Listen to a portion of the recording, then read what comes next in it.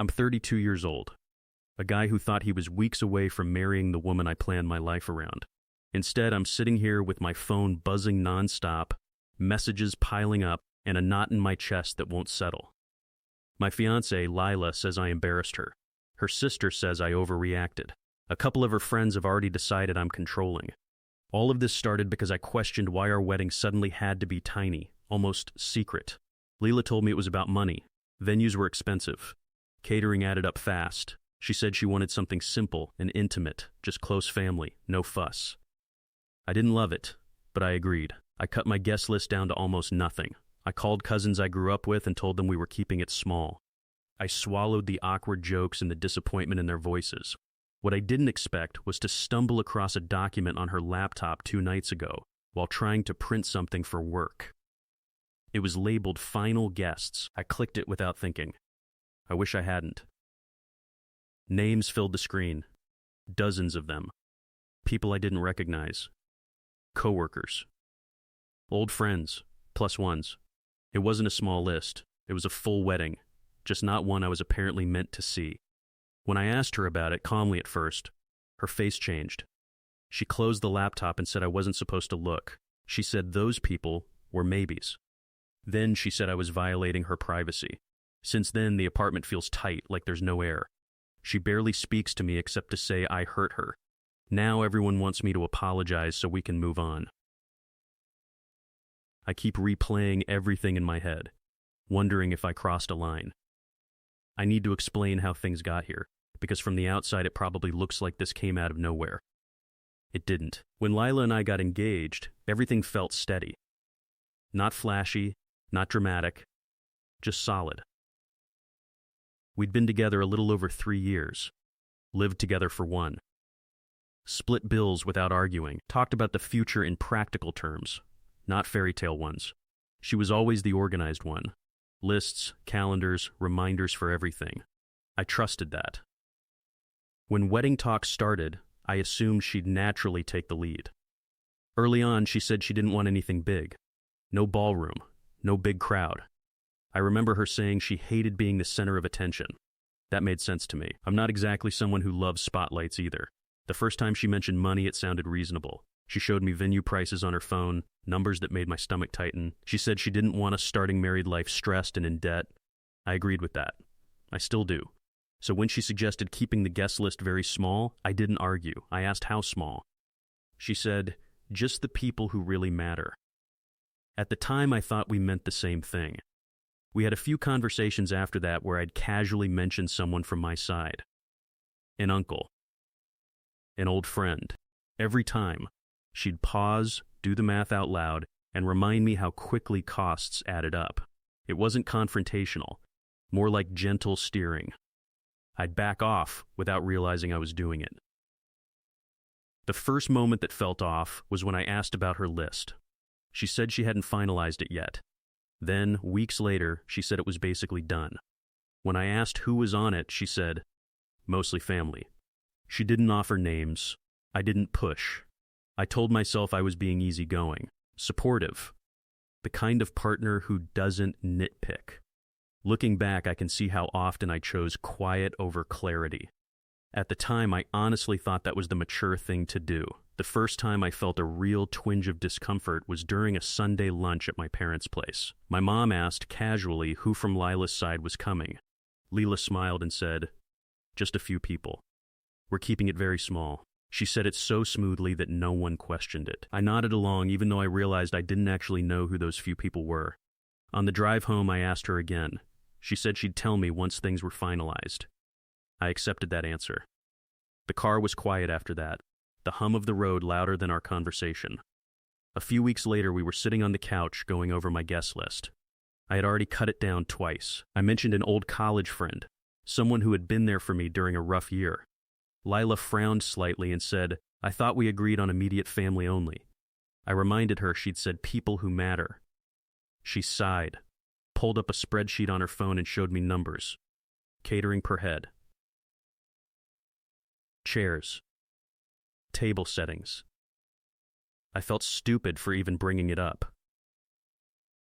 I told her to forget it. The spreadsheet stayed open on the coffee table long after the conversation ended. The second incident was subtler. Lila was on her phone one evening, laughing quietly. I asked who she was talking to. She said, "Oh, just Maya from work." I asked what about. She hesitated for half a second and said, "Wedding stuff." That caught my attention. I asked, "What kind of wedding stuff?" She shrugged and said, "Just venting." Later that night, when she was in the shower, her phone buzzed again. I saw the notification light up with a group chat name I didn't recognize. It disappeared before I could read it. I told myself it was none of my business. I turned the TV volume up and waited for her to come back. The third moment was the one that should have stuck with me. We were at a friend's engagement party. Someone asked Leela if she was excited about her big day. She laughed and said, "It's going to be chaotic, but fun." Chaotic wasn't a word she'd ever used with me. On the way home, I asked what she meant. She said she was joking, that people exaggerate at parties. Her hand was cold when I reached for it. She pulled away to adjust the radio. Each of these moments was small on its own. No shouting, no obvious lies, just tiny mismatches that didn't line up cleanly. Every time, I chose the explanation that required the least friction. I didn't want to be the guy who overanalyzed everything. I didn't want to seem insecure. So I let it go. Again and again. And each time it got a little easier for both of us to pretend nothing was wrong. Things started getting heavier once other people got involved. Not in a dramatic way, more like little comments that stuck to me longer than they should have. A coworker asked me one afternoon where we were holding the wedding. I told him it was going to be small, probably somewhere modest. He laughed and said, "Good call. Weddings get out of control fast." I nodded, but later that day Lila mentioned she'd been touring venues with one of her friends. When I asked which friend, she said it didn't matter. I let it drop, but the mismatch sat there, unresolved. Her friends talked about the wedding like they knew details I didn't. One of them asked if we'd decided on a DJ yet. I said we weren't even sure we were having one. She looked confused and said, "Oh, I thought Lila said," and then stopped herself. Lila jumped in and changed the subject. The conversation moved on, but I didn't. I felt like I'd missed a meeting everyone else attended. At a family dinner with her parents, her mom asked how many people we were expecting. Before I could answer, Lila said, "Not many. We're being practical." Her dad nodded approvingly. I smiled and kept quiet. On the drive home, I asked why her friends seemed to think it was bigger than that. She said they were just excited and exaggerating. She sounded tired, like the conversation itself was the problem. I started noticing how often I was the one explaining things. To my family. To my friends. To people who assumed I had more information than I did. Every explanation felt thinner than the last. I'd say the same phrases Lila used. Budget. Simplicity. Intimate. After a while, they stopped sounding like real reasons and started sounding rehearsed. I also noticed how careful I became with my questions. I'd rehearse them in my head before asking. I'd soften them, add jokes, make sure they didn't sound like accusations. Even then, her reactions made me feel like I was pressing too hard. Like curiosity itself was a flaw. The pressure wasn't loud. No one was yelling at me yet. It was quieter than that. It was the sense that everyone else was on the same page, and I was flipping through a different version of the book. I started wondering if I was missing something obvious, if this was just how planning a wedding worked, if maybe I was being naive. I told myself that relationships required trust, that not every detail needed to be shared immediately, that I should relax. At the same time, I felt myself pulling back socially, avoiding conversations where I might be asked questions I couldn't answer. Smiling through it, carrying the discomfort alone. By the time we were deep into planning, I realized how uneven things had become. Not because Lila demanded control outright, but because I kept stepping back without noticing how far I'd moved. She handled the vendors. She set timelines. She decided which conversations were productive and which ones weren't worth having. I told myself that was just division of labor. Someone had to lead. Financially, we were contributing about the same, but emotionally it didn't feel equal. I was adjusting constantly, cutting people, lowering expectations, reframing disappointment as maturity. Leela never asked me directly to do those things. She just explained why they made sense. And I agreed, over and over. I noticed how careful I was with my tone. If I sounded too serious, she'd say I was stressing her out. If I joked, she'd say I wasn't taking things seriously enough. There was a narrow space where my reactions were acceptable, and I kept trying to stay inside it. It was easier than dealing with the fallout of stepping outside. The more decisions she made, the less informed I felt. She'd reference conversations I wasn't part of. Say things like, "We already talked about this," when I knew we hadn't. I'd question my memory before questioning her. I started keeping things to myself, telling myself they weren't important enough to bring up. I also noticed how often my side of the wedding was framed as flexible, while hers was fixed. My guest list could shrink, my preferences could wait. Her plans were already in motion. When I pointed this out once, carefully, she said I was making it into a competition. I dropped it immediately. I didn't want to be that guy. There wasn't a single moment where I felt angry. It was more like a slow erosion. A quiet understanding that keeping the peace meant letting go of things I cared about. I told myself this was part of partnership. Compromise. Growth. Words that sound good when you say them out loud, but late at night, lying next to her, I'd feel a tightness in my chest, like I was slowly disappearing from my own wedding. I couldn't have explained that feeling clearly if someone asked. I just knew that something about the balance was off, and I didn't know how to correct it without making things worse. The person who made things clearer wasn't someone dramatic or confrontational. It was my friend Aaron. We've known each other since our early 20s, back when life was mostly shared apartments and bad takeout. He's not the type to pry, which is probably why I didn't feel defensive around him. We were grabbing coffee after work one evening. He asked how wedding planning was going. I gave the usual answers. Small. Simple. Budget-focused. I heard myself say it and realized how automatic it sounded. Aaron listened without interrupting, stirring his coffee slowly. When I finished, he just said, "That sounds stressful." Not accusing. Not joking. Just factual. I shrugged and said it was fine, that Lila had it under control. He nodded, then asked a question that caught me off guard. "Do you feel involved?" I didn't answer right away. The pause stretched longer than I expected. I finally said, I guess. It didn't sound convincing even to me. He didn't push. He told me about his own wedding, how messy the planning was, how many arguments they had over things that seemed stupid later. But he also mentioned how his wife always ran decisions by him, even the small ones. It was annoying sometimes, he said, smiling, but it never felt like I was just along for the ride. That phrase stuck with me. Along for the ride. Later that week, my sister called to ask if she could invite one of her kids' friends, since she'd need childcare. I explained we were keeping it very limited. She accepted it easily, but before hanging up, she said, "You okay with all this?" Her voice was soft. No judgment. Just checking in. I told her I was fine. After the call ended, I stared at the wall longer than I meant to. What bothered me wasn't that people questioned our choices. It was how relieved I felt when someone noticed me at all, when someone asked how I felt instead of assuming I was aligned with every decision. Those small moments felt bigger than they should have. I started realizing that support didn't have to be loud or dramatic. Sometimes it was just being asked a simple question and having space to answer honestly, and I couldn't remember the last time I felt that kind of space at home.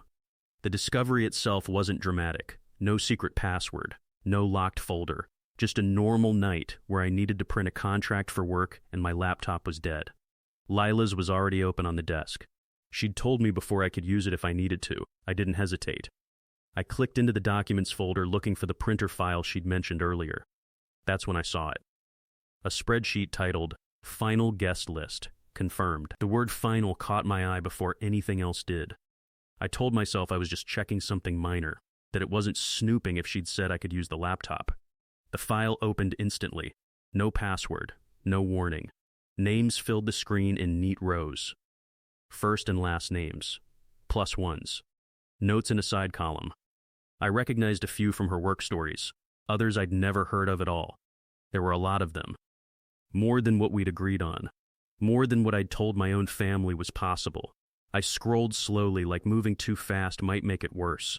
I kept expecting to reach the end and realize I was overreacting. That I'd miscounted. That this was an old draft. But the note said things like, confirmed, meal choice received, send reminder. This wasn't hypothetical. This was active planning. My first instinct wasn't anger. It was confusion. I stood there trying to make the math work in my head. Budget issues. Small wedding. Immediate family. None of it lined up with what I was seeing. I closed the laptop and sat there for a minute, staring at the printer like it had something to say. I debated saying nothing. I could have walked away and pretended I never saw it. Let the day come and deal with it then. Another part of me tried to rationalize it. Maybe she planned to cut it down later. Maybe this was for a different event. Maybe I just didn't understand yet. But there was a weight in my chest that wouldn't lift. A sense that if I ignored this, I'd be agreeing to something without knowing what it was. I replayed past conversations, the spreadsheets she'd shown me, the way she'd redirected questions.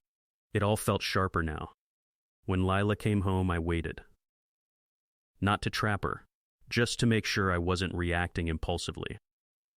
We ate dinner, talked about nothing important. The laptop sat closed on the desk between us, like an object neither of us wanted to acknowledge. Later that night, I told her I'd seen the guest list. I didn't accuse her of lying. I didn't raise my voice. I just said I was confused and needed her to explain. Even as the words left my mouth, I knew there was no going back to how things were before. The conversation didn't explode the way people expect these stories to. There was no yelling. No slammed doors. Leela sat across from me on the couch, legs tucked under her, hands folded like she was waiting for a verdict. When I mentioned the spreadsheet, her eyes flicked toward the desk and then back to me. Just a second. Long enough. She asked how much I'd seen. I told her enough to know it wasn't small. She said she felt cornered. That she hadn't wanted to stress me out, that planning a wedding was complicated and she was just trying to manage it. Her voice stayed even, but there was tension underneath it, like a wire pulled too tight. I asked why she told me we couldn't afford more than a handful of people if there were already dozens confirmed on her side. She exhaled slowly and said those were different. Work connections. People she couldn't exclude without consequences. She said my family would understand, but hers wouldn't. I didn't know how to respond to that. I just nodded, even though something about it felt wrong. There were long pauses where neither of us spoke. I noticed the sound of the refrigerator kicking on in the kitchen.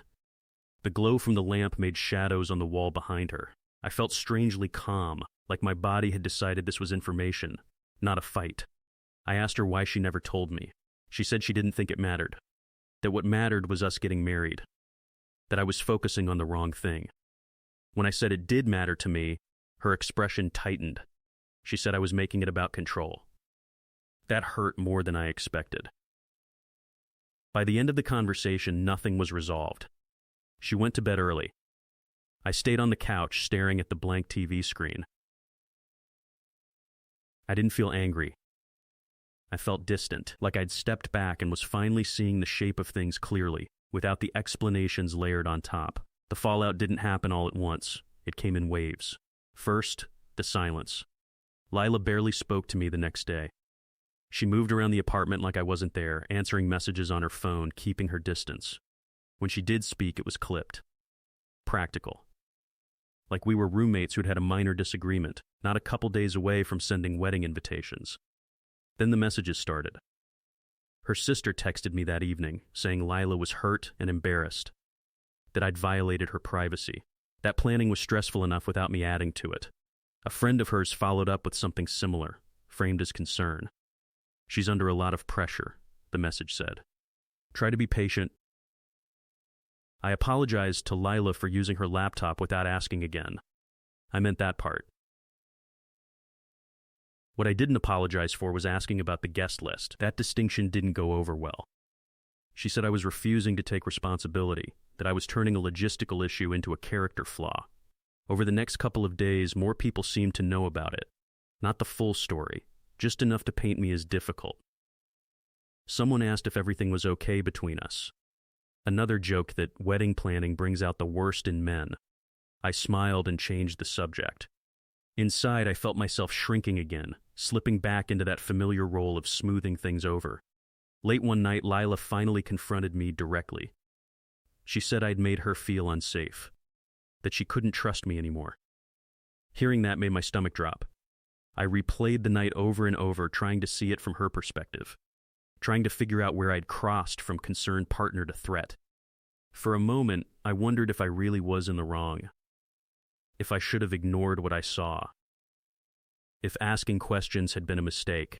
The doubt crept in quietly, convincing me that the easiest solution was to apologize fully and move on, to let it go. But every time I thought about doing that, the image of that spreadsheet came back.